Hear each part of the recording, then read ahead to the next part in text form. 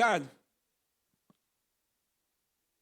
Pastor Ricardo vai nos direcionar na palavra de Deus hoje.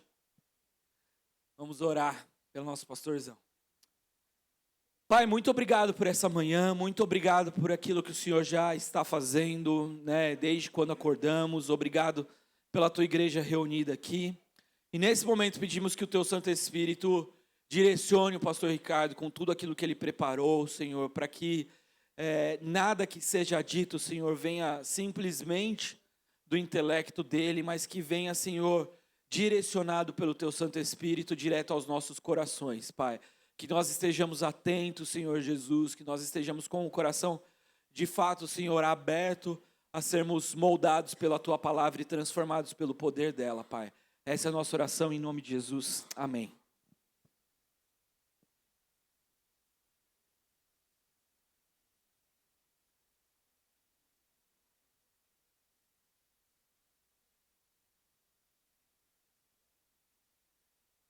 Graças e paz, irmãos. Amém? Bom dia para você. Graça e paz. Politicamente correto, nós temos que falar todas as paz de Deus, paz do Senhor. O que mais? Graça e paz, já falei, né? Bom dia, já falei também. Quando eu era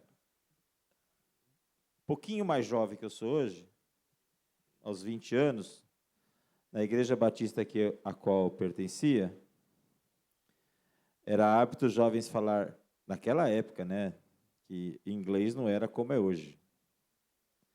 Falava grace and peace. Era chique os jovens. Era uma igreja dentro de uma favela. A minha igreja. Mas a gente falava assim, era chique. E cantava assim. Hoje ia ser cancelado, né? Eu não lembro direitinho a letra, mas era assim. Vamos para a favela buscar negro para a união. Acho que era isso. Vocês conhecem isso ou não? Crente que guarda a Bíblia na gaveta, vai para o inferno bater palma para o capeta. A gente cantava isso para chamar o pessoal para EBD. É isso mesmo, a Anne lembrou, é isso mesmo. A gente cantava isso. Vocês nunca ouviram isso? Era igreja batista, irmãos. A gente era pentecostal nas músicas. Ai. Olha aí. Dá para apagar essa luz aqui? Semana passada eu mostrei a imagem da ceia. Vocês lembram ou não? Isso, para não ficar só naquela imagem feia, vou mostrar uma bonita hoje. A nossa não, a brasileira, a Raíssa Leal, ela está fazendo aí, foi exato o momento essa imagem, na hora que ela faz Vocês viram quem viu? Ela falando em Libras, que Jesus é o caminho, a verdade e a vida. Hoje é dia de ceia e a gente está aqui à mesa, eu quis dar um nome, fazer um template bonito e tal, mas eu não... Na verdade, essa madrugada que me veio o nome, outro dia a gente até falou disso, o nome do sermão vem depois, E essa madrugada que me veio o nome do sermão, que nem faz diferença nenhuma também. Mas eu falei, vou parafrasear o C.S. Lewis. Olha que ousadia, hein?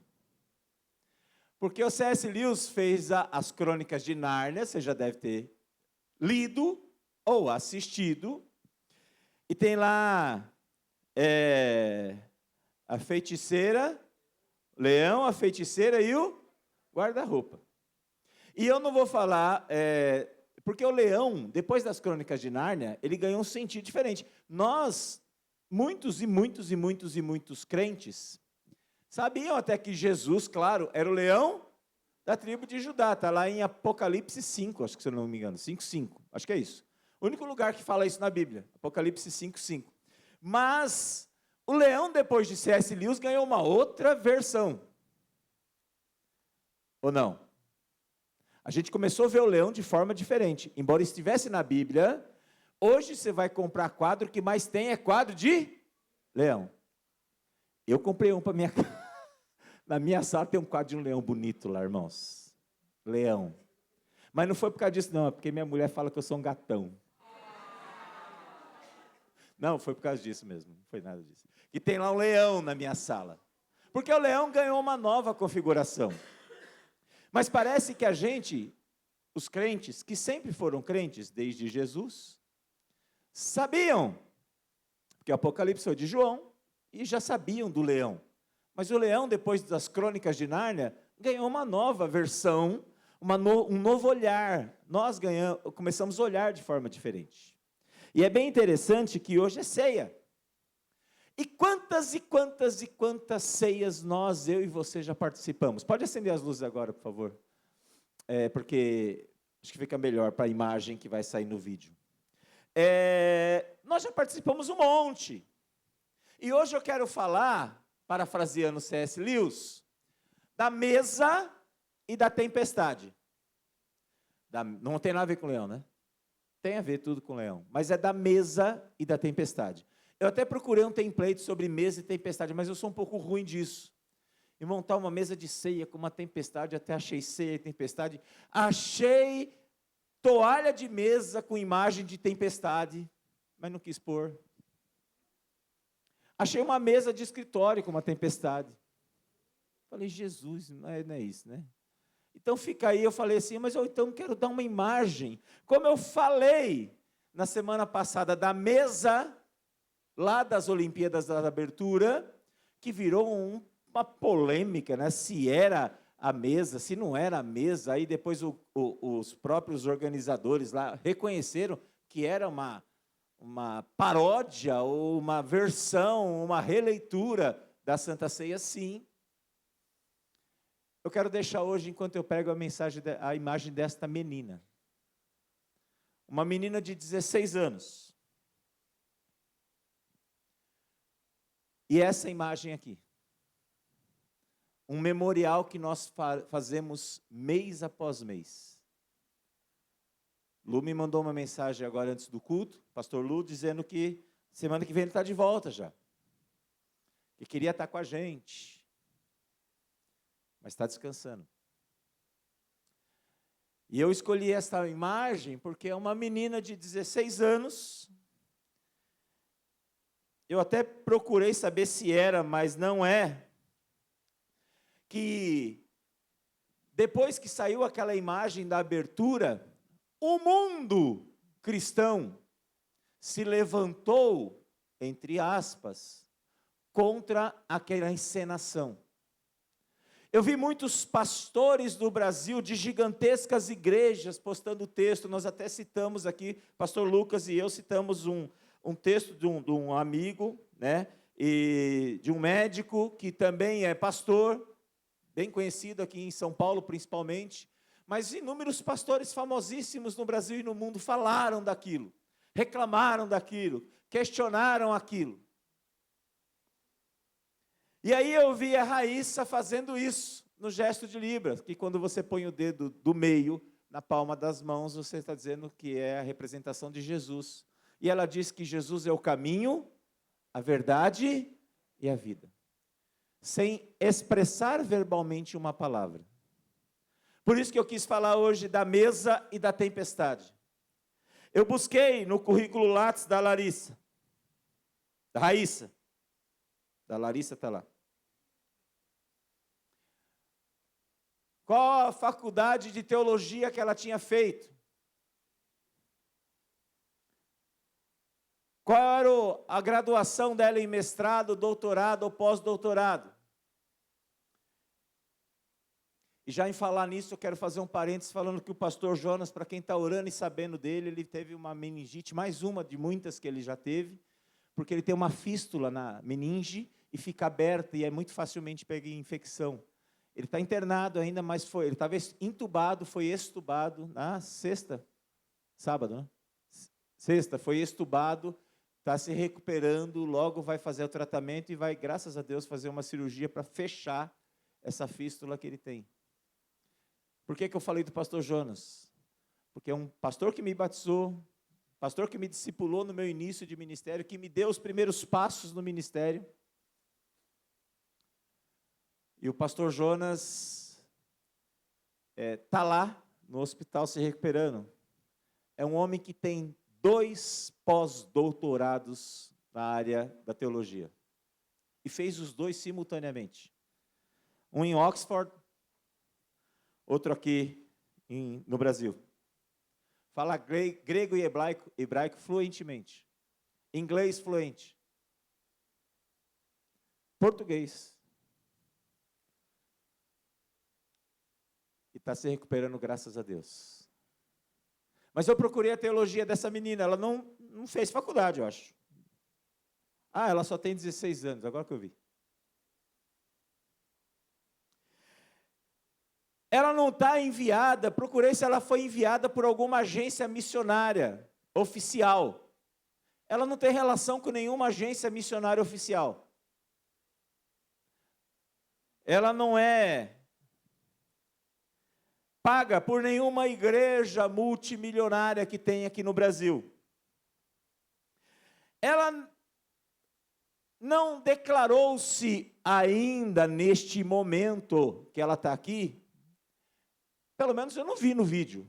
Eu até sei a posição dela, mas eu não vi no vídeo se ela era de direita ou... Ela não falou isso. Eu sei a posição dela. Muitos devem saber, mas ela não falou isso na hora do vídeo.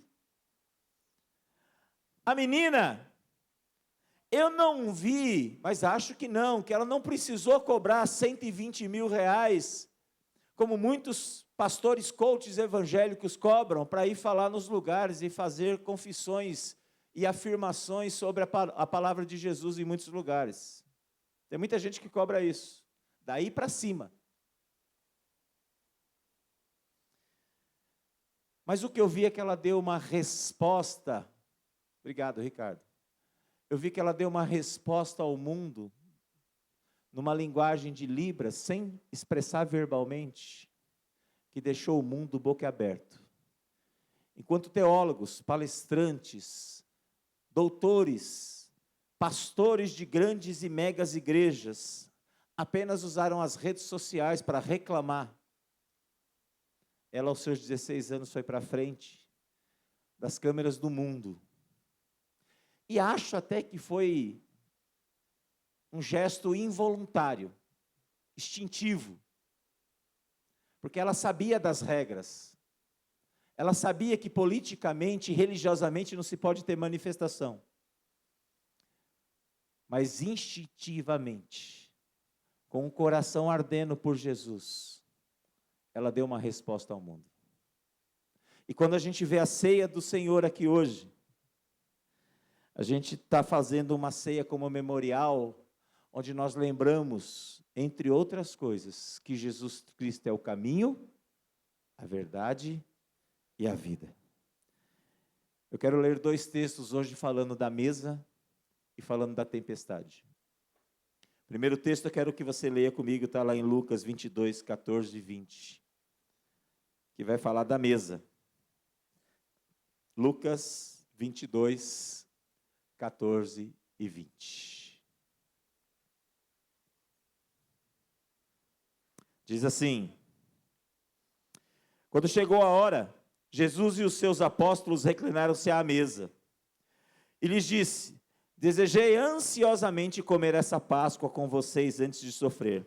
Pois eu lhes digo, não comerei dela novamente até que se cumpra no reino de Deus. Recebendo um cálice, ele deu graças e disse: tomem isto e partilhem uns com os outros, pois eu lhes digo que não beberei outra vez do fruto da videira até que venha o reino de Deus. Tomando o pão, deu graças e partiu e deu aos seus discípulos, dizendo: isso é o meu corpo, dado em favor de vocês. Faço isso em memória de mim.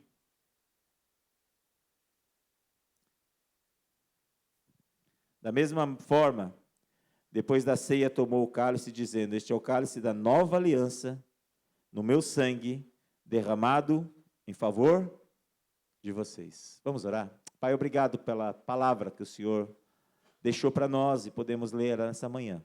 Que ela faça efeito em nossa mente e em nosso coração. Em nome de Jesus. Hoje nós estamos falando do memorial, da ceia do Senhor, estamos tratando, e fazemos isso todo domingo, e comumente a nossa igreja, em dias de ceia, ela se fica um pouco mais cheia, porque é normal, e não é a nossa, são todas as igrejas.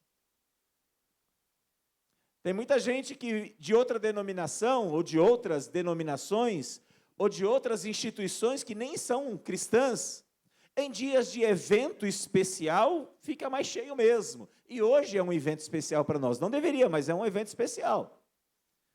Hoje é um dia do memorial. E quando nós estamos lembrando, Jesus estava lá pertinho do final do seu ministério, às vésperas da sua saga de crucificação, de tortura e de morte. Ele reúne a galera dele e diz assim, ó, vem cá, eu vou deixar para vocês aqui um momento que eu preciso que vocês repliquem isso no decorrer do tempo, onde eu não estiver fisicamente mais com vocês. E ele faz essa cerimônia.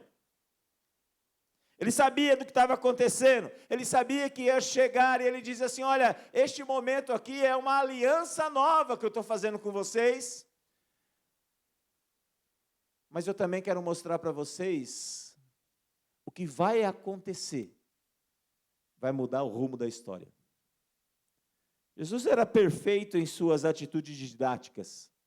Ele era um professor na essência, ensinava. Ele era um pai na essência, em ensinar. Ele era um instrutor na essência. Ele era um coach, se assim a gente pode dizer, na essência da palavra. Sem cobrar 120.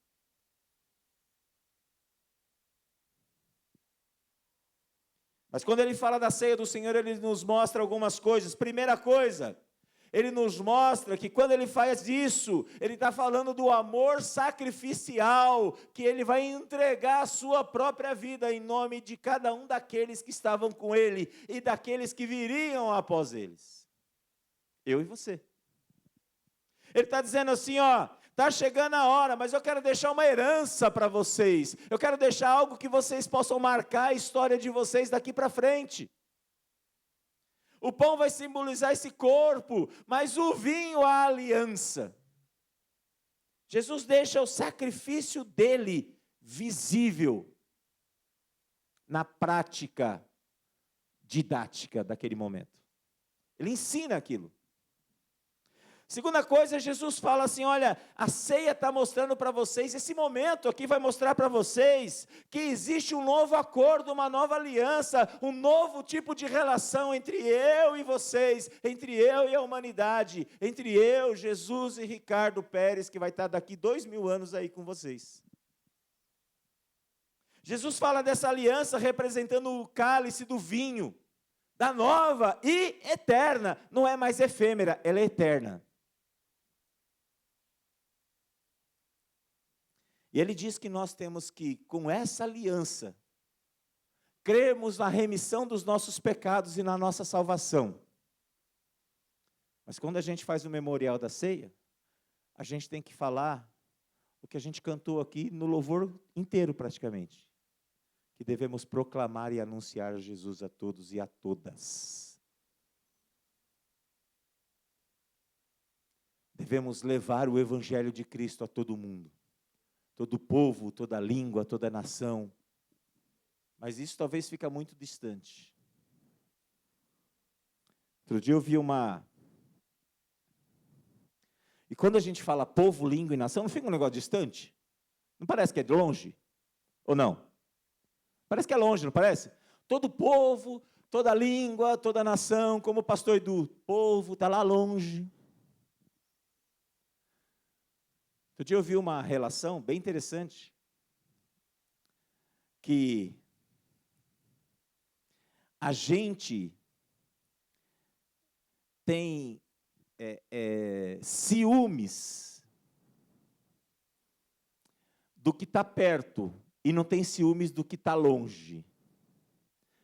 Porque quando o que está perto é melhor do que a gente, ciúme das promoções, das coisas que acontecem com quem está perto. Porque quem está longe não atinge a gente. Mas quem está perto vira para a gente um referencial de comparação. Vou explicar melhor isso. A pessoa disse assim, Napoleão foi um grande conquistador? Foi. Mas ninguém tem inveja das conquistas de Napoleão. Ninguém tem inveja das conquistas de Nero, de Júlio César. Ninguém tem inveja do Bill Gates. Ninguém tem inveja do Mark Zuckerberg. Está longe, não está longe da gente? Mas quando o nosso chefe do lado, o nosso vizinho de mesa tem uma promoção, a gente sente inveja dele. Porque quando ele é promovido e eu não, automaticamente há uma comparação entre eu e ele. Deu para entender? Eu posso falar assim, puxa, um cara foi promovido, ganhou, não sei, uma promoção e vai triplicar o salário. O cara da empresa lá em cima, tal. Eu não sinto inveja dele, que eu nem conheço esse cara, nem sei quem é. Agora, se falar assim, olha, seu amigo de mesa aqui, cara, o seu cunhado, porque cunhado é bom para comparar na família, não é? A gente compara os cunhados bons e os ruins. Sempre tem um cunhado melhor que a gente, mas sempre tem um pior também. Não tem? Tem, eu sei que tem. Então, as comparações de perto, elas fazem diferença na gente. A gente meio que tem essa inveja, essa comparação, porque a gente relaciona diretamente a nossa vida com o outro. E quando a gente pensa em proclamar o Evangelho, quando está lá todo povo, língua e nação, a gente pode parafrasear. Jesus vai voltar, vai fazer diferença na nossa vida, quando esta rua aqui, eu nunca sei o nome exato na ordem dessa rua, Antônio Jorge, eu sempre acho que o Jorge é por último, é primeiro. Doutor Antônio Jorge. Franco, tem um Franco. Por que não põe João Firmino, que é mais fácil falar, né? Quando a doutora Antônio Jorge Franco, quando o nosso vizinho aqui, o Dali, quando a rua, quando a avenida, quando a João Firmino, quando o Assunção, não fica mais fácil falar? Não parece que é mais responsabilidade nossa agora? A mesa vai ter um memorial mais significativo quando essas pessoas que estão aqui em torno, quando as pessoas que estão doentes ali no hospital Assunção, quando o bairro de Assunção, quando a cidade de São Bernardo, quando o estado de São Paulo, olha como vai ficando distante, ouvirem falar de Jesus. Mas é mais difícil falar assim, porque aí entra a minha situação nessa condição. Porque aí eu viro a referência, porque eu estou aqui. Aí o perdão da mesa faz muito mais sentido para mim em ser um proclamador do Evangelho para tirar essas pessoas que precisam disso. Talvez essa menina ela tenha feito isso, porque ela viu, claro que ela viu, ela está na rede social o tempo todo. Ela viu a ofensa que foi. Ela viu o debate que aconteceu. E ela, sabendo das regras, instintamente, eu não acredito que foi involuntariamente, eu acredito que foi instintamente. Ela não pensou como uma adolescente comum, às vezes não pensa nas consequências, ela não pensou que ela podia ser punida, ela não pensou que ela podia ter problemas na sua carreira, ela foi lá instintamente, e a chama que ardeu um dia no seu coração, falou mais alto.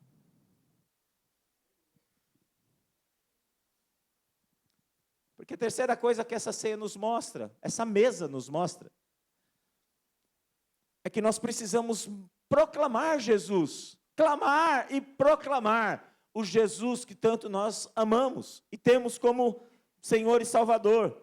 A missão de proclamar Jesus é minha e sua, é responsabilidade nossa, não é só questionar para aqueles que ofendem, como nós falamos na semana passada, foi mais uma ofensa, outras virão, outras surgirão, e nós temos que não ficar passivamente, ou sermos aqueles, eu vou usar um termo aqui, irmãos, que não é ofensivo, mas é ofensivo. É um termo que é mais comum entre a juventude. Os mais idosos estão menos acostumados, mas conhece o termo. Nós não temos que ser lacradores, mas nós temos que ser proclamadores. Proclamarmos aquele que nos chamou das trevas para a sua maravilhosa luz. Sermos sal e luz onde quer que nós estejamos. Termos compaixão com aqueles que precisam do amor e da potencialidade de ter Jesus em sua vida. Então a ceia, ela é um momento de memorial, mas é um momento de refrescar a nossa mente também para aquilo que nós somos chamados e sermos proclamadores, como esse último canto que nós cantamos aqui agora. Há um poder sobre o nome de Jesus. O nome de Jesus tem poder. O sangue de Jesus tem poder. Minha mãe nem era evangélica. Mas quando vinha alguma coisa que assustava ela, ela falava, o sangue de Jesus tem poder. Eu ouço metaforicamente, irmãos, não vai achar que eu estou ouvindo vozes. A minha mãe falar, sangue de Jesus tem poder, ela falava isso toda hora. E outra coisa, minha mãe às vezes ela sentia uma coisa assim. Às vezes a gente tem uns frios do nada assim, não tem? Minha mãe falava, passa a morte que eu estou forte.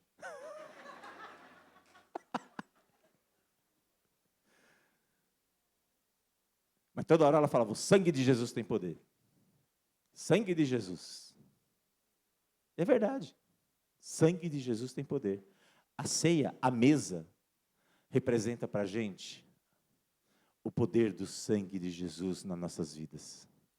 Mas representa também o poder do sangue de Jesus na vida do outro. E se eu falei da mesa, eu quero falar da tempestade. Que indiretamente eu vou falar do leão.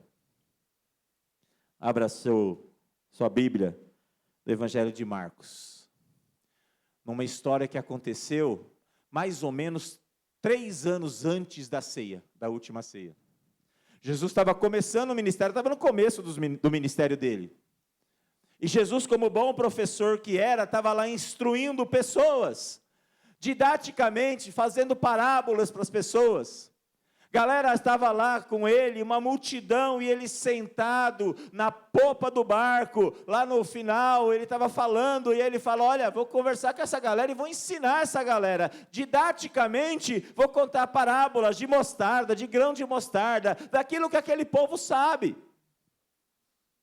E ele começa a ensinar as pessoas, mas de repente ele fala assim, olha, está ficando tarde, noite, vamos juntar aqui, entrar no barco e vamos lá para outra margem, para o outro lado do rio, do mar da Galileia. E lá no Marcos 4, 35, está escrito assim, naquele dia, ao anoitecer, disse ele aos seus discípulos, que estavam começando a andar com Jesus, estavam caminhando, começando o ministério de Jesus. Vamos atravessar para o outro lado. Deixando a multidão, eles levaram o barco, assim como estava. Outros barcos também foram acompanhando ele. Levantou-se um forte vendaval, que é comum em regiões de água. E as ondas se lançavam sobre o barco. Aí já não é mais metáfora. De forma que este foi se enchendo de água. Imagino que a lateral do barco não era tão alta, o barco nem era tão grande. Jesus estava na popa, popa é o fundo do barco, proa é a ponta do barco, a cabeça do barco. Ele estava na popa, dormindo com a cabeça sobre o travesseiro. Imagino que era um travesseiro, sei lá.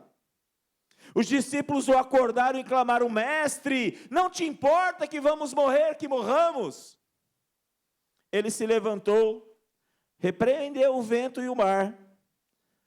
Aquieta-se, acalma-se.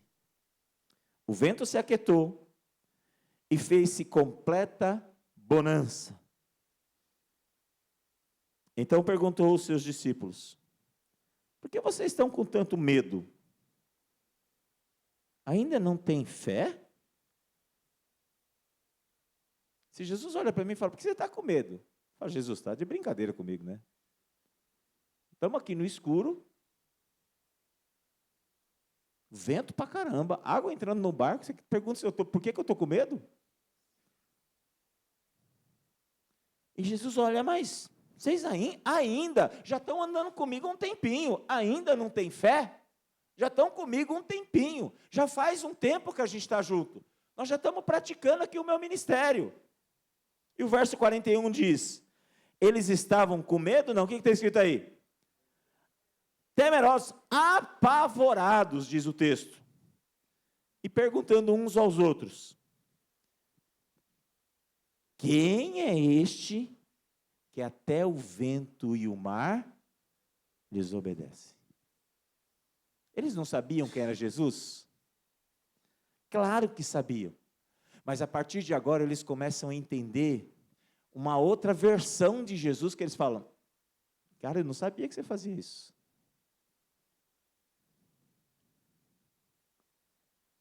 Eu não sabia que além de andar de skate, essa menina ensinava pastores, teólogos e membros das igrejas batistas, inclusive da Vila Euro, que nós temos que pregar Jesus em tempo e fora de tempo. Eu não sabia que essa menina, com só 16 anos, era tão corajosa para falar de Jesus como é para andar de skate. Os discípulos olham Jesus e falam: quem é esse aí? Que tá bom, ele prega, fala bem pra caramba.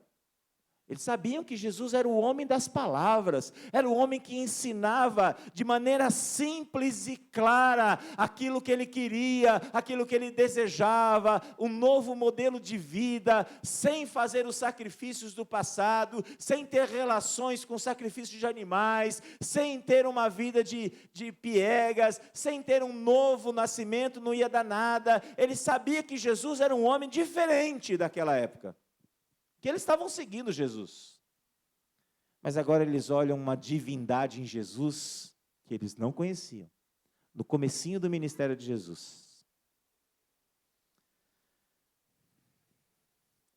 Era o ministério público de Jesus, estava lá para todo mundo ver. Quando a gente pensa na mesa, na ceia, é sacrifício de amor, é nova aliança, é proclamação. Mas quando a gente pensa nesse episódio, 3 anos mais ou menos antes de acontecer a última ceia, o Evangelho de Marcos nos mostra alguma coisa interessante. Que esses caras estavam assustados, desesperados, para não dizer a palavra. Estavam loucos, sabendo que eles iam morrer. Porque eles eram pescadores. Eles já estavam acostumados com aquele tipo de situação. Mas o texto diz que era terrível a situação. Vocês devem ter visto em rede social que em Ilhabela, agora, entre o final de junho e o início de agosto, é passagem, o canal de Ilhabela é passagem das baleias de Jubarte. Já viram isso, não? Vocês devem ter visto, está em toda a rede social.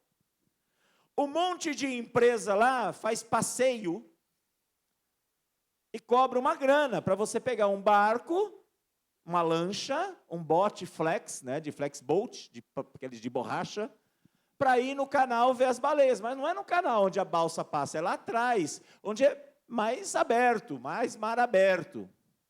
É perto, mas é mais perigoso. Mais ou menos no dia 20 de julho, não lembro a data exata, uma família alugou um desses barcos pequenos. Só que o que aconteceu? Entrou um vento e a família ficou à deriva, no mar.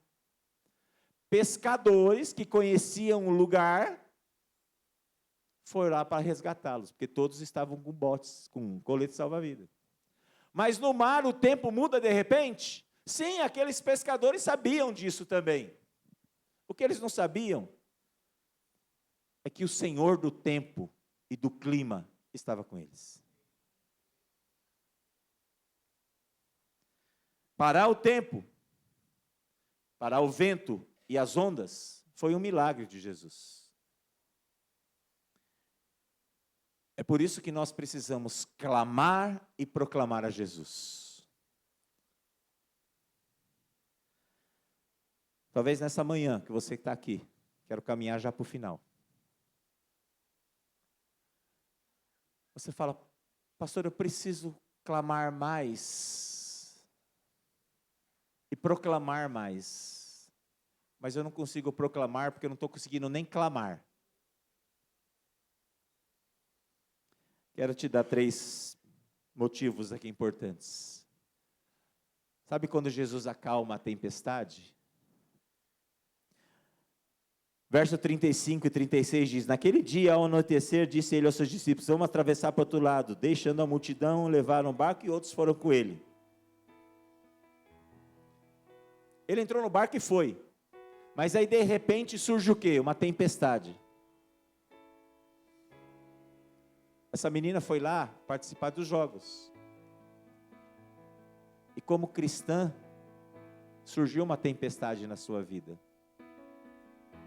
As pessoas começaram a falar e comentar daquela encenação. Eu tenho certeza que o seu coração ficou incomodado. Por isso que ela fez isso. Por isso que ela clamou. Por isso que ela se levantou. Porque tempestades surgem. E às vezes as tempestades surgem na nossa vida da maneira mais inesperada possível. A gente nem imagina. Nós não estamos preparados para nenhuma tempestade. Mas algumas surgem da pior maneira possível. E quando aqueles homens entraram no barco junto com Jesus, eles tinham que entender que a tempestade estava com eles, mas a presença de Jesus também estava com eles. As tempestades estão chegando na sua vida, meu irmão e minha irmã. A mesa de Jesus está aqui, mas isso aqui é memorial. Agora a presença de Jesus é verdadeira e eficaz na sua vida. Tempestade chega na sua vida.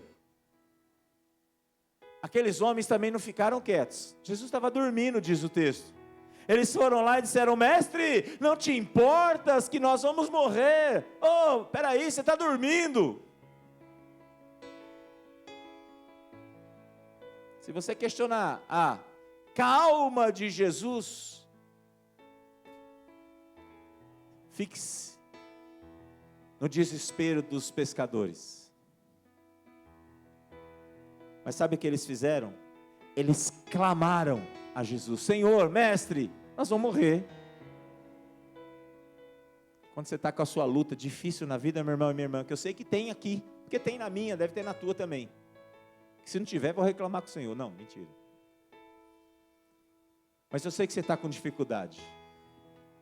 Clame a Jesus. Fale com Ele: Senhor, eu não estou aguentando. A situação está difícil, mas eu quero ir para frente. Eu preciso ter paz no meu coração e na minha mente. Eu não estou conseguindo dormir à noite. Está muito difícil para eu dormir à noite. Eu estou trocando a noite pelo dia, porque eu fico à noite com insônia. Clame a Jesus. Não fica pondo barulhinho de chuva na Alexia. Clame a Jesus. A tempestade chegou para eles e chega para você. Reconheça que você é menor que o Senhor. Reconheça que você sabe da autoridade de Jesus. E posso te garantir que você vai falar como aqueles que falaram: quem é esse que até o vento e o mar lhes obedece? Quem é esse, você pode dizer, que comanda as operadoras de plano de saúde e liberam os exames, liberam a internação, liberam os médicos? Quem é esse que comanda até o sistema financeiro do Brasil? Quem é esse que é capaz de olhar para você e liberar para você uma vaga de emprego onde você menos espera? Quem é esse que é capaz de contrariar um diagnóstico e um exame médico e te dar a cura por completo? Quem é esse que é capaz de pegar o caos da sua família e harmonizar a sua família? Quem é esse? Clame ao Senhor.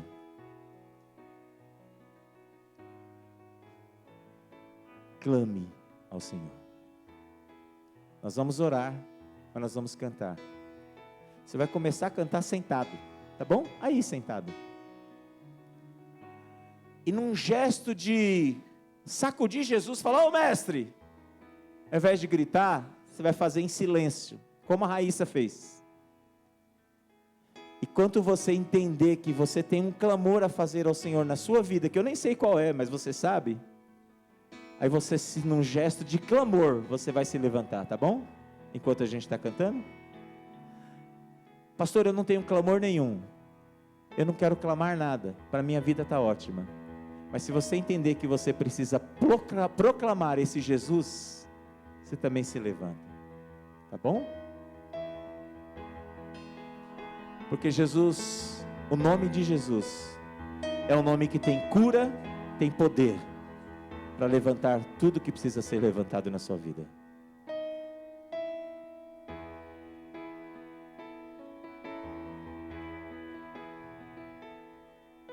Jesus, quero declarar teu nome sobre toda mente e coração, pois sei que existe paz em tua presença. Clamo Jesus.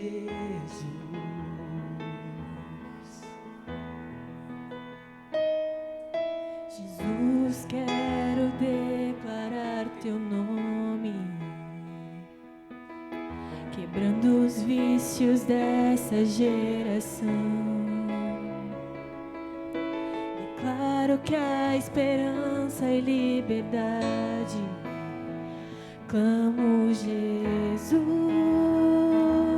O nome do Senhor Jesus. Teu nome é cura, é poderoso. Teu nome é vida.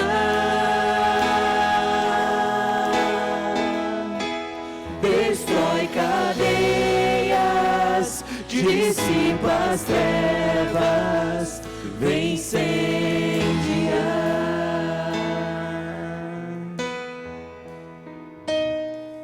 Jesus, quero declarar teu nome. Em nome de Jesus.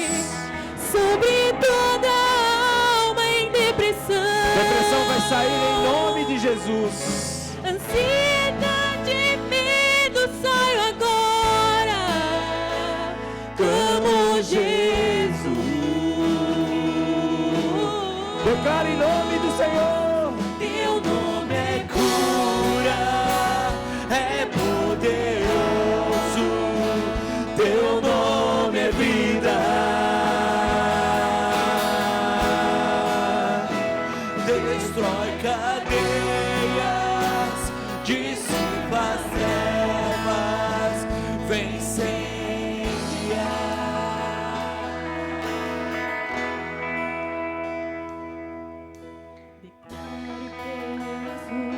Proclame ao Senhor. Sobre a escuridão Ele vai trazer a sua luz. Sobre a sua família.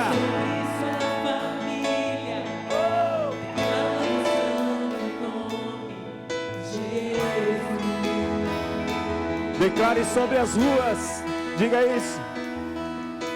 Declare pelas ruas o nome de Jesus. Sobre a escuridão Ele vai trazer a sua luz. Sobre sua família, clame o santo nome Jesus.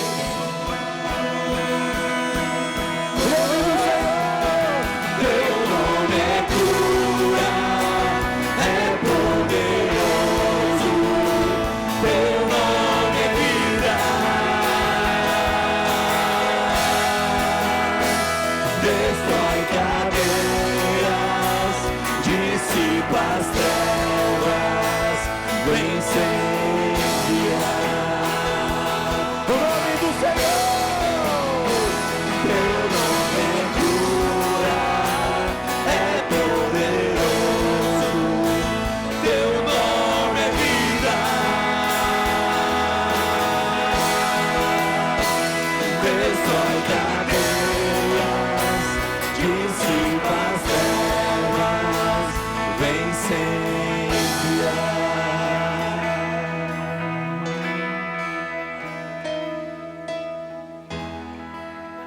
O nome do Senhor é poderoso.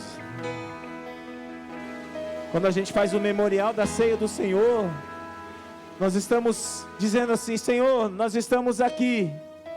Nós não somos imunes a tempestades da vida, mas nós vamos ficar em pé, como nós cantamos a semana passada. E nós vamos continuar proclamando e clamando o nome do Senhor. Haja o que houver, venha o que vier, nós vamos continuar clamando e proclamando o nome do Senhor. Quando você declara isso, talvez amanhã tudo continue como hoje, mas você vai estar mais forte, porque o Senhor está com você, porque no barco Ele está junto, porque na caminhada Ele está junto, e na hora em que Ele quiser, a hora em que Ele quiser, o vento forte na tua vida, a água que está te cobrindo, vão parar, e o sol vai brilhar, e a presença do Senhor será notada através da sua vida, e brilhará para que outros vejam e sigam o Deus, porque o nome do Senhor é cura, Ele é poderoso, o nome do Senhor é vida. Em nome de Jesus, eu declaro a bênção do Senhor sobre a tua vida. Vamos dizer o teu nome? Teu nome é cura.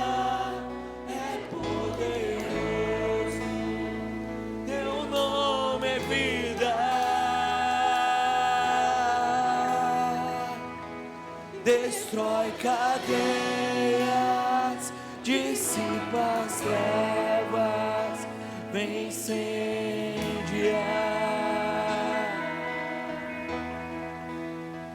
Teu nome é cura, é poderoso, teu nome é vida.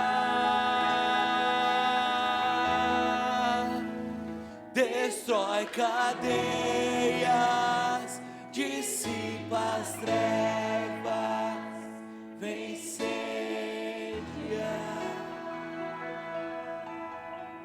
O apóstolo Paulo diz em Coríntios: recebi de Cristo que eu vos digo, e o mestre, no dia da sua morte, no dia da sua traição, ele pegou o pão e ele partiu o pão. Ele despedaçou aquele pão que representava o seu corpo, que seria despedaçado poucas horas depois. Ele distribuiu para aqueles que iriam iniciar a sua igreja, igreja da qual nós somos herança hoje. E ele disse: tomai este pão, tomai e comei esse pão. E esse pão simboliza o meu corpo, o meu sacrifício, o sacrifício da nova aliança que eu estou iniciando com vocês. Como naquela noite tomamos o pão e comamos, partilhando da dor e do sofrimento do corpo despedaçado de Cristo.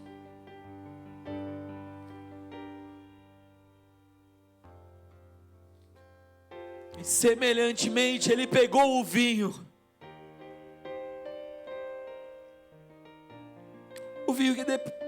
que representava aquele sangue que ainda corria em suas veias, mas que poucas horas iriam salgar, iriam tocar as ruas de Jerusalém, iriam tocar o Monte Gólgota, iriam tocar aquela madeira, aquelas farpas, aquele sangue que sairia do seu corpo. E ele disse: este é o sangue da nova aliança, não é necessário mais vocês matarem um cordeiro para que os seus pecados sejam perdoados, porque eu estou entregando o meu sangue em favor de vocês. Tomai do suco que simboliza o sangue derramado de Cristo.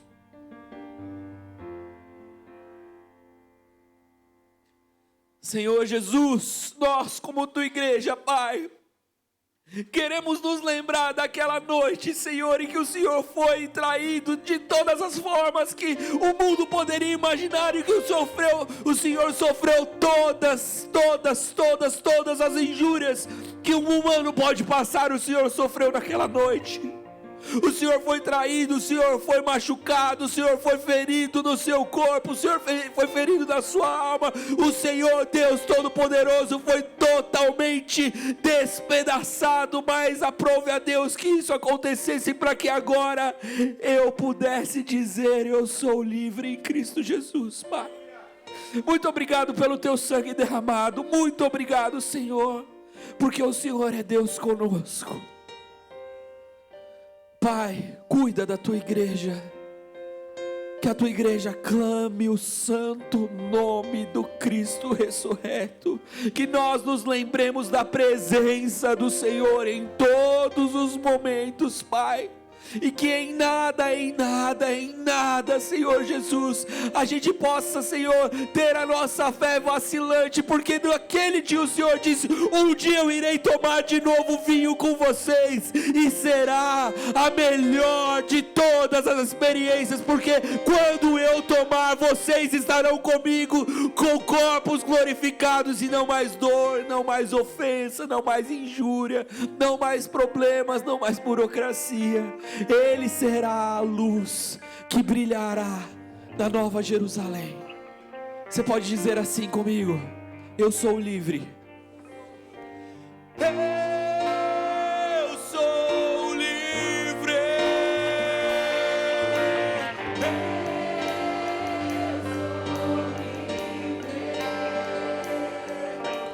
Nada além do sangue, nada além do sangue de Jesus.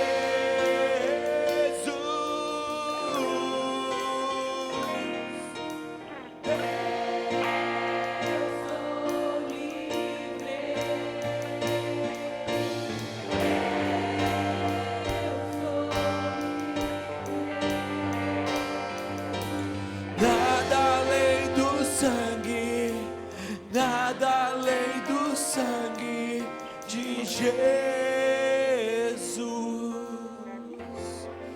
E que o amor que entregou o seu Filho,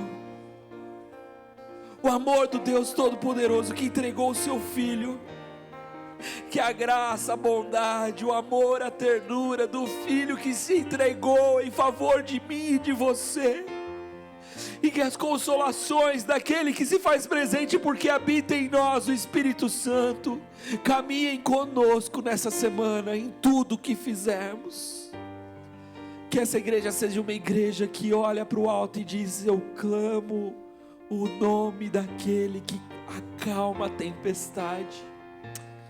Que essa graça, esse amor, essa presença sejam conosco hoje e para todos sempre. Amém, amém e amém. Deus te abençoe, boa semana, que o Senhor te direcione e que Ele cuide de você. Pessoal, a gente passou um pouquinho do horário, então